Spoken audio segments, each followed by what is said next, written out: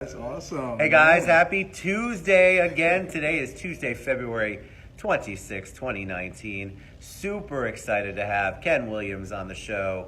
Real estate hero. He's got so much to talk about, how to turn your passion into profit. So give us a thumbs up. Let us know you can hear us or see us. We're in a different room again, a different area. The club has been super busy today.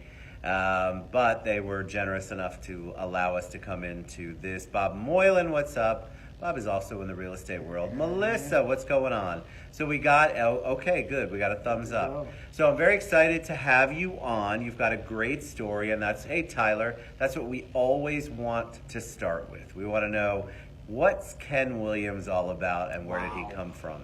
All right. So welcome, brother. Very much. Well, first of all, I just want to say, for those who haven't had the pleasure of being here, an awesome host. I didn't pay him to say that. Came here a little early. You let me set up, get some work done. I really appreciate it. I do what I definitely.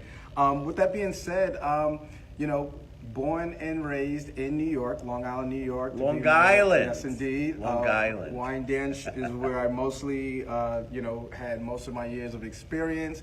Kind of like everybody else, I'm a little bit different though. I am about the middle of 11 brothers and sisters. The middle of 11? Yes. Yeah, so I had to kind of put that there because that's where, for those who know me, I got to do something. Through the middle. Yes. So, hi, everybody, by the way. Everybody's saying hi. Yeah, everybody's saying hello. What's up? Hey, Brian. Hey, Yosef. What's going on? The middle of 11, so that puts you at what, 5 or 6? Depending on which way you're counting, right. I had to sit here and count before this. All the same parents? Yes. Wow. Well, same mother, different fathers. Okay. Different fathers. Still, that's a lot. Yeah. No, all raised in the household. So it was very humbling, but I think that's what got the passion driven because you got to do something just to get attention. Jeez, just to eat. Yeah, I've been called all different names until I tried to figure out what could I be known for to my mother or something. So I say that jokingly to say that, but I think that was like the foundation for me, and I think that's real important of how my life developed because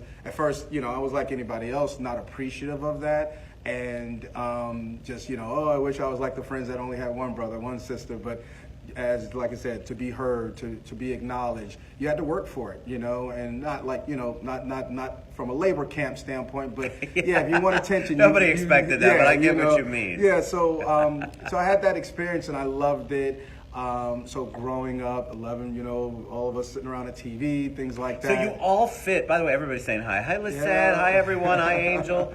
17 from the same mom and dad, Angel. I don't know how. Yeah, wow. I have 3, and that's insane. I love it, though. Anybody from a big family understands it. They know it. It's But how did you? So I always wanted a large family. I had one brother. You need that suit for the next Freedom Party. Absolutely. I want that jacket.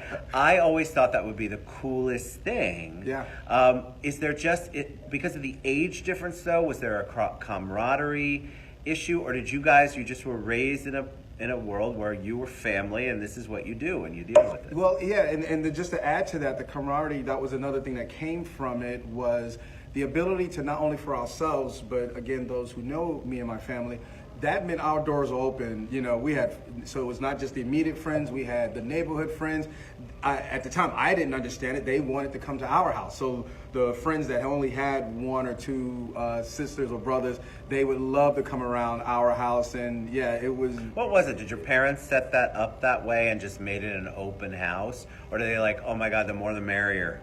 I wish I would say it was both. Father was always working, so probably 90% of the time he didn't know what was going on. My mother, I would probably give credit to. She gets the credit. She gets the credit. She was the born and raised Brooklyn, New Yorker. My father was from South Carolina. And those stories back in those days, the traditional, you only go up to maybe 5th grade or so before you help out with the family. And so he was more of that hard work. So in my later years, I thank him for that. So growing up, once again, even somewhat, even ashamed to say a little bit unappreciative, even of what he Well, I think all kids family. are. Yeah. I think kids in the beginning aren't appreciative. Yeah. It's just not in their nature or DNA. Francis says, Brooklyn. I see. So with that being said, yeah, my mother, she planted that seed of, don't be shy, that kind of thing, treat everybody the way you would want to be treated.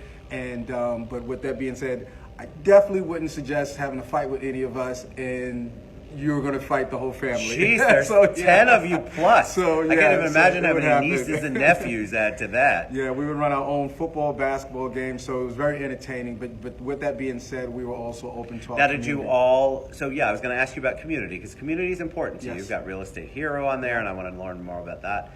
But was you guys obviously had the open house? That was everybody has that one house where you feel Yes. comfortable going That to. was us. That was us. So that creates this awesome sense of community, which obviously is also important to you. Very much so, yeah. With that being said, it was just that to that whole, my mother also raised us in the fact that everybody knew where we were at. How we acted couldn't be under the radar. Right. And what that did to us is you got to watch what you say, back up what you say, because people knew where you live. Right. People are going to see you. They'll see your sibling of yours, things like that. So it kind of also taught me that in the sense of when you go out there, you open your mouth, you do something, be ready to back it up. And that You that have to definitely be, taught that. but I love the fact that the community part was important. Yes. Because sometimes I always ask people, like, where did they get their sense of community? A lot of people, it wasn't part of the family. Like, it wasn't part of mine. I didn't grow up with that. Hey, John. Hey, guys. Hey, Dallas. It wasn't part of what I grew up with. Somewhere there was something innate, but for you grew up around it. Yes. Like, community was everything. Yes. Because everybody took care of everybody, Correct. right? Exactly. Because you're figuring this is around, I was born in 67, so this is in the 70s, things like that. So didn't have much to do, but you go on, and everybody who knows, you turn on a fire hydrant, you make the games we made out of sticks and rocks and things like that. So yeah, the sense of community, it was doing it, before, of course, we knew we were doing something for the community. It was just where we lived, worked, and played. So so it was just something very naturally embedded in us. And so did you know early on what you wanted to do? Did you have an idea? Because obviously we joked about it earlier before we went live. You weren't born and now you're a realtor. Right? Oh my God, Mommy and Daddy, I want to grow up to be a realtor. No. And unfortunately, sometimes Davina Calloway just got on and said, "Hey, Pops had to support." Hey, that's Davina, my Davina Farina. So yeah, with that being said, it's just you hit it right on the head. No, we did not grow up knowing about all of these different types of professions. What'd you want to do?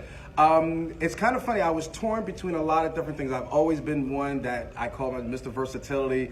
I love dance. I love music. That is my, I would probably say. Wait, you love dance and oh music? Oh my goodness, you should see me on the dance floor. Oh my goodness. We got to get you out there, Ken. No, that's one of my, I would have to say, and that came from seeing little Michael Jackson and the Jackson 5, because we always, relate to that. And sure. when uncles and aunts would come by, we would just perform, and yes, I wanted to be Michael. So you're a performer at heart. You've got the music. The music, the dance, art. Speaking of Davina, I'm just so proud of the openness that she has and when she creates things. So yeah, I'm glad that I pass it on to my children. But yeah, so anything dealing with the arts is what my biggest passion was, because it didn't take much money. It just took creativity. Correct. And that's the reason why that became so much. And People really put too much pressure Yeah. on themselves as far as the money goes when creativity's included. No. And there are so many people who are creative that don't have any money. It doesn't mean they're not any less creative than the person who has the money. Yes, I'd probably look back and say that my first performing gig was for my aunts and uncles that would come by and give us hamburgers just for simulating the Jackson 5. And So you then, danced Jackson 5. Did you sing too? I Did you do did the whole the singing choreography? part. I was a great lip syncer. I was a great Listen, lip there's syncer. nothing So wrong yeah, with that. so I would say that. But my first kite was 2 sticks and a piece of paper. The old grocery bag, brown bag, and stuff like that. So Well, it's just the old adage, like kids in general, if you give them a box, they want to play in it. So Yes. a lot of times it's not about what's in the box or the gift. It's what you put together and their creativity. And so I love that. Yeah, With we have 11 we have grandkids who do the same Do thing. you? Yeah. And Alana, we buy them gifts, and their parents buy them gifts, and they're in the boxes I love pulling that. around. So I love it. The other thing that it taught growing up in that time frame with so many brothers and sisters is that was the days where food stamps got torn out the book.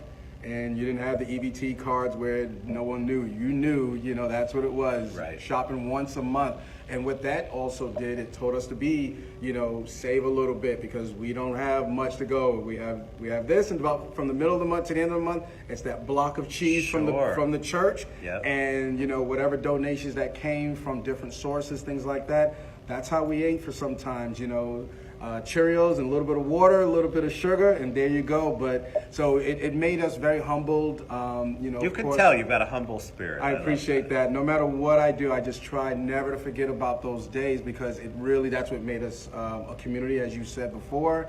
But with brothers and sisters being so close, it was those days of, I need those pants tomorrow, so you're out running around in them, so you got to get out of them, let them air out so I can wear them tomorrow. That was tomorrow's wardrobe. So it makes you, and it's now to this day, I see where a lot of the creativity, a lot of, just like you said, the humbleness that I get, from, it's never something I tried to manufacture. It's just something that I just We can't manufacture that. No. So how did you get to the point, what was your first career option? What did you want to do other than sing and dance? Okay. What did you really want to do to make a livelihood, to make money, to career, whatever you wanted to do with your life? It got to the point, music and art was always my passion, but as always, and as you see with a lot of the stories in inner cities, survival afterwards had to become, it put everything off to the side. And once again, I envy, kids today for the simple fact of being able to have so many avenues in which they could express themselves. For us, it was the school programs, and then now when it gets dark or whatever, now we're in the streets and things like. So the after school was not It wasn't around. It was not around, or it wasn't something that I'd be proud to repeat now. Right. But and even then, teachers would always, when I would get in trouble, they you got something special about you. I'm like, I didn't hear that. But You didn't want to hear it then. so I had 2 scholarships to go to different colleges in regards to band. So I did have scholarships for music, and I think that was the first pivotal. You really crossroads. are talented. Yeah, there's a little talent in me. It's not it. just So I had that, but I also had that first crossroad of I would call it honesty. Because it was either go to college and continue to party, continue to have a good time, try to get through with just talent. And this is why I say turn passion to profit. So passion is what got me there. I did not even put, a lot of it came natural, so I didn't put a lot of study into what I was doing. I just said, I'll do it when I'm ready to do it, I'll do it. I'm a natural. And at the time, friends, some were starting to die, some were starting to go to jail. And this is around 15, 16, 17 years old. So that's when the reality check started in for me. And a friend of mine who was a year ahead of me joined the military. And of course, I had a few family members that joined the military, but this particular friend came to me and he saw I was still doing the same thing that he left me seeing and no progression. And he pulled me to the side and said that, hey, you really, really need to listen to this recruiter. And it was so funny. The thing that got me to listen to the recruiter was a free Burger King meal. That did it, Once again, back then, those things we never had it in my household. So that was something. So it's just funny how now when I look at it, it's the little things in life. Look how a Burger King meal changed the whole path of your life. Luis says the man, the myth. I know he's talking about you. No, I thought it was you. No, it's definitely not me. Luis sees me all the time. It was. I never forget that day. It was a Whopper, order of fries, and a strawberry. So you served our country. Shake. Yes, sir. I joined the military. Long story short of that, I joined the military, and it was the greatest decision because once again, it was what I needed, and that's what started turning my passion. Because how you make your profit goes into it is structure.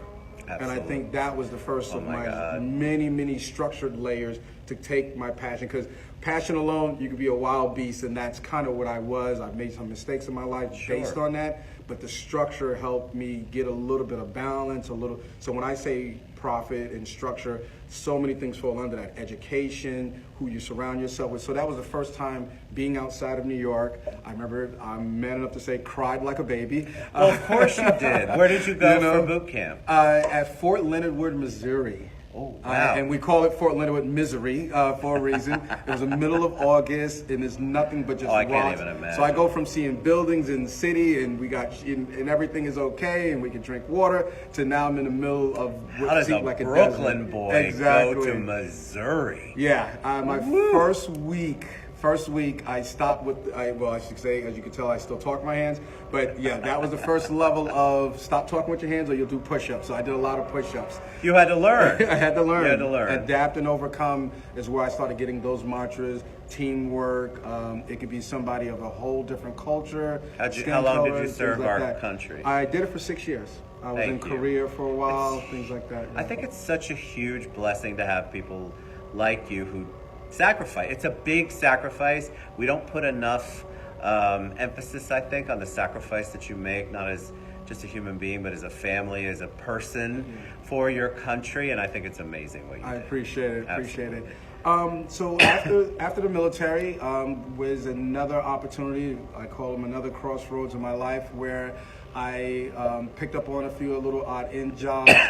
Personal management, administration work seemed to be something very detailed. I like doing that.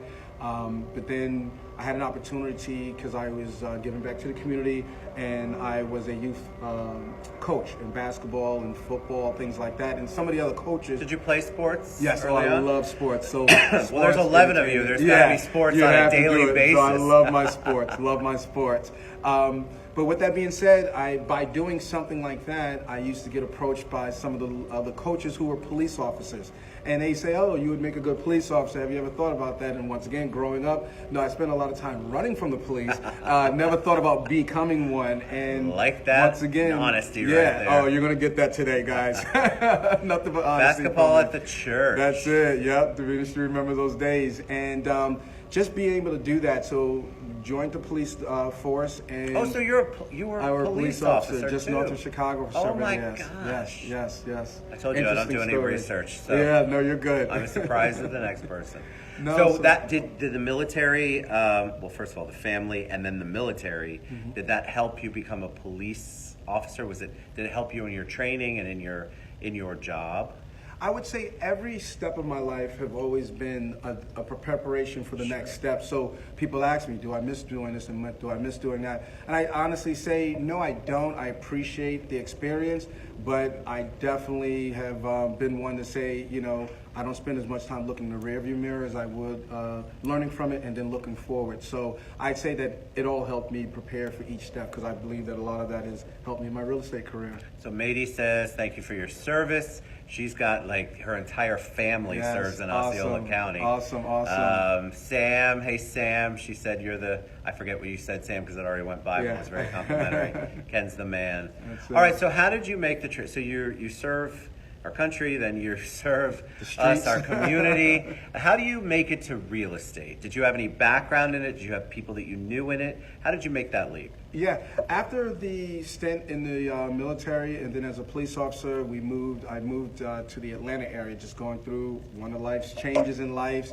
and got into private security. And then from private security, I was introduced to multifamily apartment management.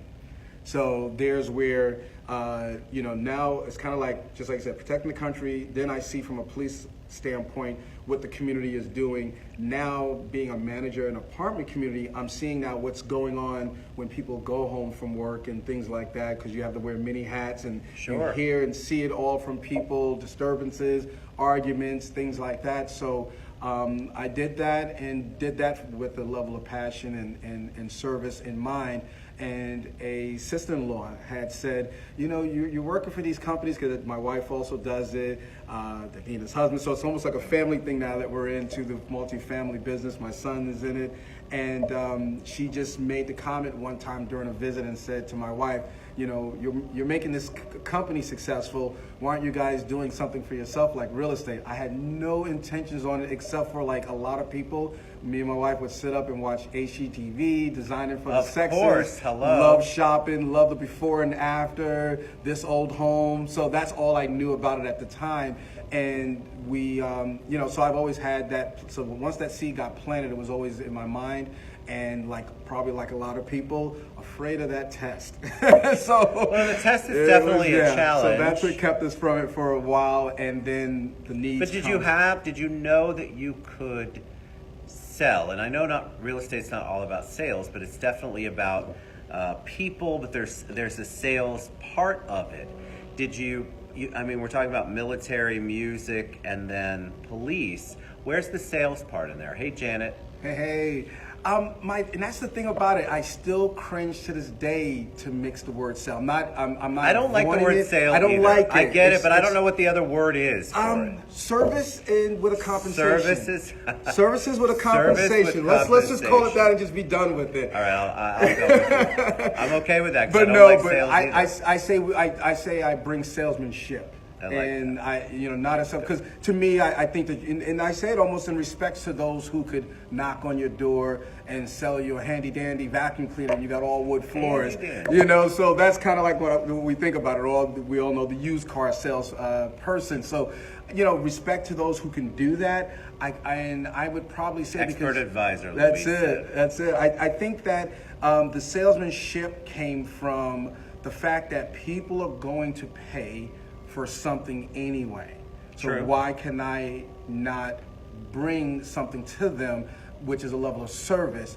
So that's what I do. Hey, I remember my days of working at Foot Locker, and I would have to probably say that's like my first Foot Locker. official. That's in the mall, people. Yes, exactly. For those who don't know what Foot Locker is nowadays, I'm not even sure they even have any Foot Lockers. I don't even know. I think they're around a little bit here and avoid there, them all but like the exactly. plague. I still like going out, but don't like the mixture of it sometimes. But I would say that was my first salesman job, where I was my title was salesman, and even then I cringed with it, but and probably spent more time with the people than I was supposed to. The managers tapped me on the shoulder saying I'm taking too much time.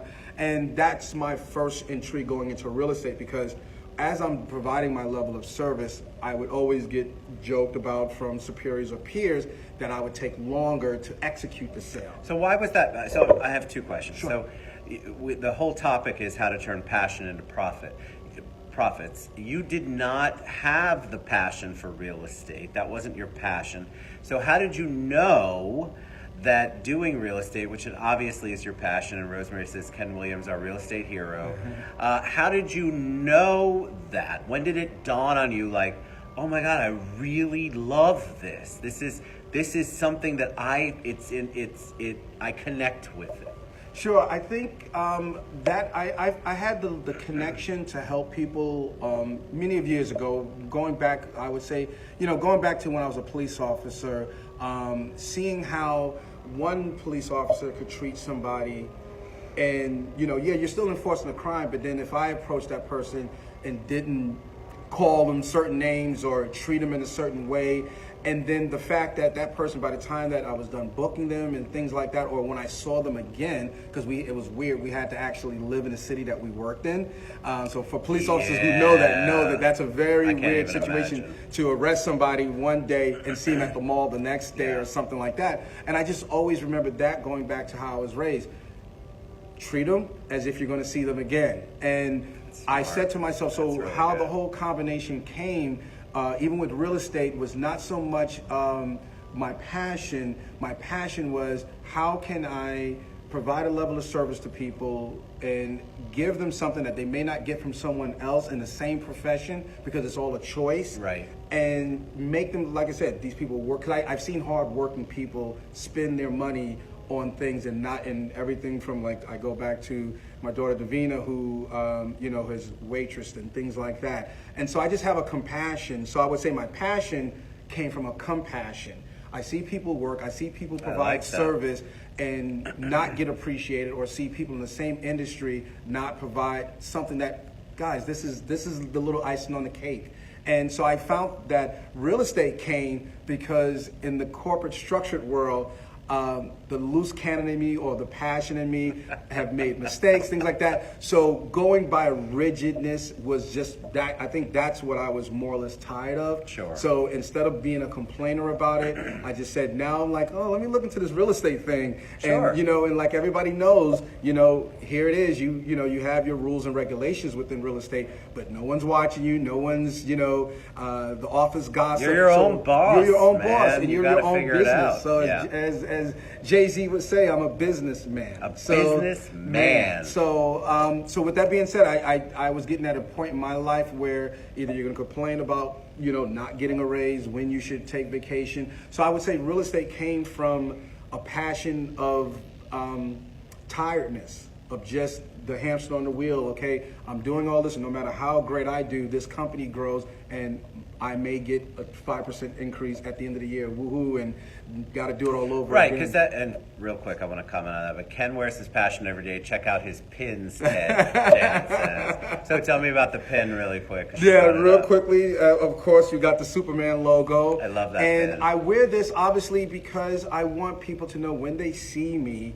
It's like, because I'm also part of organizations in the Masonic Order and things like that, where symbols is a way of communicating. Important. So this is a way for me to communicate to people that if you see me wearing this pin, there's a very good chance you're going to get more good than evil. Correct. And that's what I want. It's like the old, I couldn't find a pin that says I come in peace. So the Superman logo was that. So, and then I call it's my own attitude check. When I put this pin on, that's my last opportunity to not have an attitude, because I'm human. So we have those days. But when I put this on, I'm no longer me. I have to be a servant of the community. So that's my reminder. So the S is for super service, Awesome. customer service, things like that. And so it really does that. And then of course the realtor pay, and then anything dealing with excellence and customer service, I always take advantage. This is your of guide. I that. mean, it guides you. It keeps you in check, right? Exactly. So It's just from the it's military, almost like an it just- accountability. That's exactly what it is. pin, It's a almost. visual. So everybody I knows love me that. knows. I love That's wearing my awesome. flair. I'm You a big do flair it guy. well. Yes. So what would you tell somebody who it doesn't have to be real estate, but wants to do something different with their lives?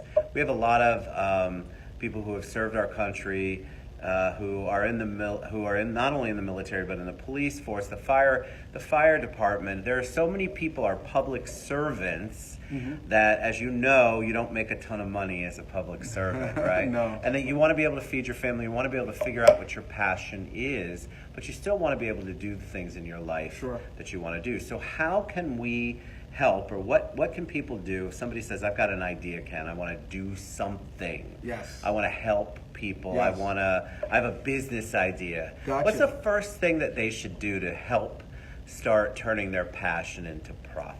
Well, very good. I'd say the first thing, and you kind of hit it on it. So I always say the very first thing I want to make sure that a person with passion has. The next thing is, do you have a gratitude? Do you have an attitude of gratitude?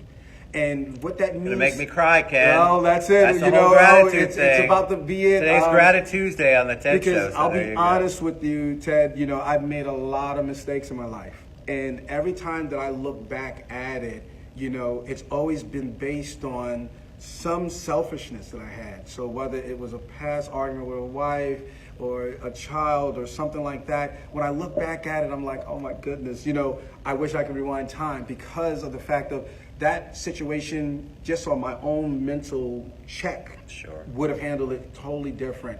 So I would say that's the very first thing that I ask anybody to do with passion, because your passion could also get you in trouble. It could also Amen make you to that. overreact to something Yes. emotionally and Yes, stuff. absolutely. So be very careful with that. So I definitely would say that's the very first thing that I need you to do, is that wake up every day when I see my wife laying in bed, or get a phone call, or hear the children, talking to mom and stuff like that, because they really will talk to the dads and stuff. But as you're When they talking, need something, exactly. Ken. But that's and there you go. And I now take that with a sense of gratitude good. Yeah. rather than I agree. attitude. I agree. And so I would say, making sure that you have your attitude or your gratitude in its right perspective. The next thing is, don't just sit around and and just talk about it. Please, if it's worth doing, then write it down. Because as they say, without it written down, then you're just dreaming. And there's nothing wrong with that, but don't stop there. I And agree. take those little extra times. And it was not until I met, Carlos and things like that, where I started realizing that a simple task, just like writing something down, will start putting things in order. Because it's very easy to say, okay, because I used to wake up in the morning and say, okay, Ken, I look in the mirror, I said, this is what I'm going to do today. But I look, nobody else heard me. So if at the end of the day, Right. I didn't do it, who knew but me? Nobody. So that's the first thing, especially for those in the real estate business, but anything, even in a relationship, don't wait to get caught. Don't wait to, I told you, we're going to get real here. No, I love it. So That's don't true. wait to be, to somebody to kind of like overhear you talking to yourself. Proclaim it. Put it out there. I call it put it out there in the universe. Amen. And just, and as Davina put, affirmations and stuff. Davina, Put it you're out right. there, and and hold yourself accountable, because I always found it very interesting. If you could hold yourself accountable, you won't have much time to critique someone else and things like that. Oh And my so God. that's what I've come to find out, and one of the biggest benefits that it's given me is an actual fulfilled life. My schedule, as you saw, I'll sit in a corner somewhere and I'll start plugging I away at loved it. It was something so because good. I have an agenda that is fit, and if something gets Me missed, too. I got something else to put into got it. you. We all know idle minds the devil's workshop, so keep me busy, because I wanna be busy. I am not a perfect person, so Rosemary I says just really Ken doing sends that. us positive messages every day. Lisette says listening and caring to what people's needs are is his number one. And I didn't pay her, even though that's my wife. I Yeah. love that, Lisette. No, your energy. So this is the great thing about the show is people get to see the reality of who Ken is instead of, we go into these meetings. We all have this, we don't want to, sometimes we have this mask on. People don't really get to know you. And so I knew just in talking to you that the show was going to be powerful, because if you want to talk about your passion, if you're vulnerable enough to do that, then you can make such an impact. And obviously you have led 2, 3, 4 lives in your lifetime. Yes. Where you have learned so much and taken from it. And I want people to know that he said it earlier, it doesn't make him a perfect human being, but what makes him is willing to go out on the ledge, to take the leap, to continue to do the right thing, to work on his passion, to continue to work toward his passion, and making sure that that passion becomes a profit. Yeah. And a lot of people miss the profit part. Yeah. So I want to spend just a teeny bit of time, because of Yes. course we're over, because I knew we would be. I knew we would be. I knew we would be too. But I want to talk about the profit part. Why is it important Sure. to turn your passion into profit? Very Why good. is the profit important? Because, and this is the part where when people do talk about service and things, it's a very uncomfortableness to talk about profit. It is. But guys, let's just be honest, is that if you are not, taking care of your pay, your bills and things like that, being able to, because you can help others through it. So I'm not here to say, but work hard, play hard. In order to really truly be able to, I call it rule my own universe, I have to be able to afford to. So therefore, no, I'm not ashamed to look for a compensation for my contribution. And that is so I could do more. So how you turn into it, and like I said before, turning your passion into profit, and the word profit is not just a financial profit. Profit to yourself. Be a giver to be a receiver. And that's what I mean by take your passion and turn it into a profit, meaning because we all have worked, I've seen family members, myself, have worked a job, and at the end of it, you just did it just to do it again and again and again. So profit just means to me, what makes you fulfilled, what makes you excited. Now, if me and my wife are sitting at home and we're contemplating if we're going to do something, if it doesn't excite us, then you know what? Then let's just hang out together at home. So turning your passion into profit just simply means find something that you want to do and have more control of it. So profit is not just money, but yes, let's not be afraid to talk about financial wealth and goals and things like that. And even if you're, that's what, and you don't want to make that the prime, then make it and then contribute to somebody else. Donate to something. One of the things that if I could just take a few minutes is I'm starting, and I want to do it first on your show. Oh, we is got an You get an exclusive. And what that is that I just had a meeting this week with another professional in the business, and we found out that we had something in common, and that is diabetes. And a lot of people who've known me say, wow, I didn't know you were diabetic. I am type 2. But I was speaking with her about her, I believe, 13-year-old son. I hope I got the age right. And he's type 1, which means he has to live with it. It's called juvenile diabetes. I have a nephew whose name is Kenny. He was born with it, and they caught it early. And so what I'm now ready to take that next step with my passion and turn it to profit is for somebody else, because I want to construct to where my future deals will also have a proceeds that will go into juvenile diabetes, and trying to see what we can do to give back to the community. And it's something that doesn't really get talked about a lot, especially with the juveniles. It really doesn't. It really doesn't. So from passion to profit, guys, that's what I'm challenging everybody to. Find what you love to do. And it doesn't have to be the perfect job, but even within the job, all the jobs that I've had have never been something that I even thought about doing. But I took the job, I interviewed, because the one thing I don't like is when, say, somebody takes a job and complains. You went to the interview, you know. So I'm not telling Oh my everybody God, to be your own we entrepreneur. should talk an entire show there's about exactly that. there's a whole show that comes with that. So so passion is just the fact of, you know what, I'm going to a job, and even though it may not be my best job, I'm not unemployed. There's other people who would like to have a job. So just have a passion to that, especially if you found yourself in front of another person and you can make their day. So turn that into a passion, and then the prophecy just comes from your own self. Be a giver. Look for something else. So I just want to, announce it on this I show love it. that, It's amazing. I'm going to put structure to it, things like that. But yeah, no, I want to be able to, moving forward, be able to do something like that. And that's my next level of I passion. love it. All right, love it. so I could talk to you for hours, I of love course. it. Actually, you could talk for hours, which is great. Makes my job easy. We're going to share all of Ken's contact information, how you can reach out to him, and of course you want to reach out to him. There's so many comments and people who have said positive, amazing things, not just your family, by the way.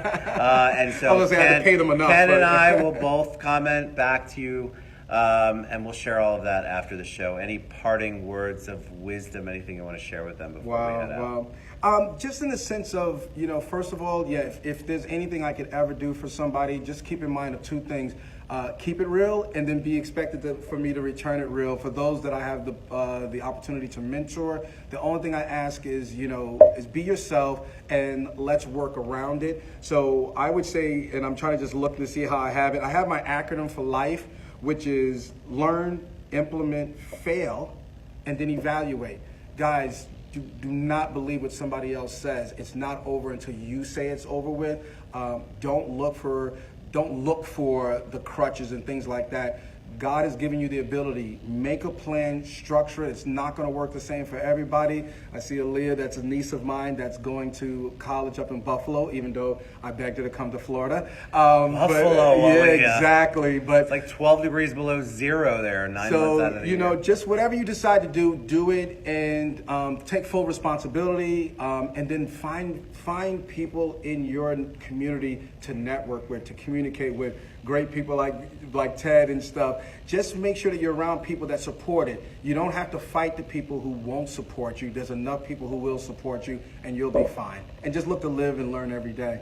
That's You're it. a dream guest. I didn't have to do anything but ask a couple of questions. That's No, it. but what I love about Ken is his vulnerability, his authenticity. You can't fake that. That's why I love live, because I feel like video, there's too much editing involved, and you can't possibly edit Ken Williams ever. Maybe boot me and out. who would want to, because your energy and your passion and your love and your compassion is palpable. That's it. And I love it. So thank you for coming on. Thank you guys for all the comments. We'll reach out. Thanks for all the hearts and the love. You were a joy to have on. My pleasure, my He's pleasure. a joy to be around, guys. That's you can't it. make that out. Reach Be out to passionate, him. be profitable, guys. Enjoy. Be passionate and be profitable. We love you guys. See you back here soon. Take care. Wow.